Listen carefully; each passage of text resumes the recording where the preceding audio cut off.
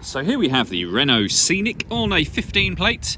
I'm going to start off by showing you around the outside of the car, and then we'll hop in and run through some controls on the inside of it from there. From the outside though, you can see it's a 5-door car with alloy wheels and tinted windows. Let's start off inside the boot and then work our way around the rest of the car from there. As we approach the back of the car, you can see the tow bar, reversing sensors, and plenty of boot space as well. We currently have 5 seats in place. You can fold the rear 2 out from within this floor section should you wish to do that.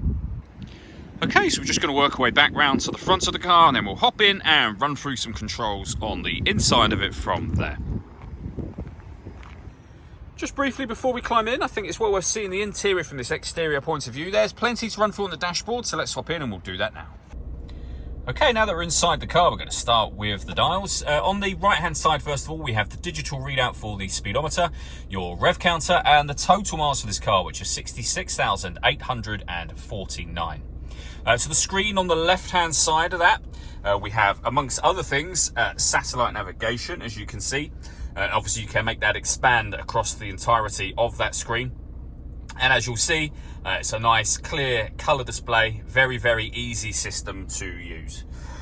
We can come back to the home screen and operate our stereo, so you can turn the volume up and down. All of the controls you saw me using a moment ago, the operation of that screen, primarily it's done using the buttons on here. So you can go to audio, your main menu, telephone, your map. You can use this dial and you can get back to the home screen from here as well. We do have the main stereo section, which is where you adjust your volume as well as radio presets, etc. on there. And of course, that's where you find your CD player. We then have dual zone climate control beneath that. So you can adjust the passenger temperature, the driver temperature. You can increase and decrease the fan speed, so up and down from here. And you can determine what direction you'd like the air to be distributed in as well. When you're happy with those settings, you can turn your air conditioning off or back on again, or hit auto. The car will now take control of the direction of the air and the fan speed to maintain the temperatures that you've asked for, and you can override that whenever you wish to.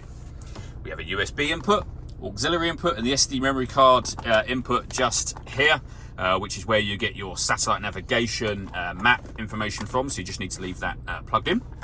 We have a 12-volt charging socket, electronic handbrake, and then a 6-speed manual gearbox.